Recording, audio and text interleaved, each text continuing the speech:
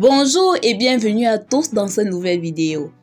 Aujourd'hui, nous vous parlerons d'un pan important de la santé corporelle, les infections urinaires. Mais avant de commencer, si tu es nouveau, ne manque pas de t'abonner, d'activer la cloche de notification et de cliquer sur l'option toutes pour ne pas manquer nos prochaines vidéos. On peut commencer. Savez-vous que vous êtes à 100% responsable de tout ce qui affecte votre santé? C'est terrible ce que nous vivons aujourd'hui. Il y a de cela quelques jours, je discutais avec une Francine qui se plaignait d'une infection urinaire qui n'arrivait pas à guérir. Elle avait rencontré de nombreux urologues et gynécologues, avait pourtant fait des examens dans les meilleurs laboratoires de la ville. Malgré cela, elle n'avait toujours pas de guérison. Elle avait eu un recours à la médecine traditionnelle qui ne l'avait toujours pas apporté satisfaction.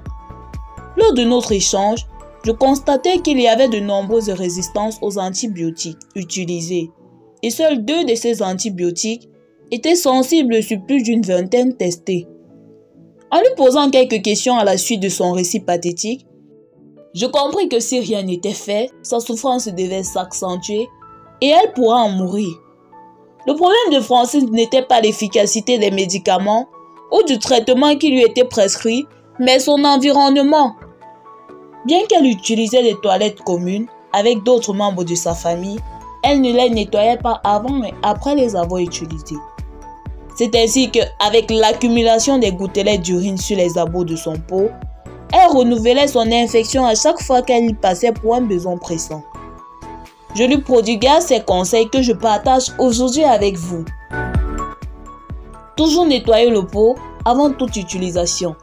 Ceci permet d'éviter d'éventuelles contaminations par des germes déjà présents. Évitez d'uriner sur les abords du pot.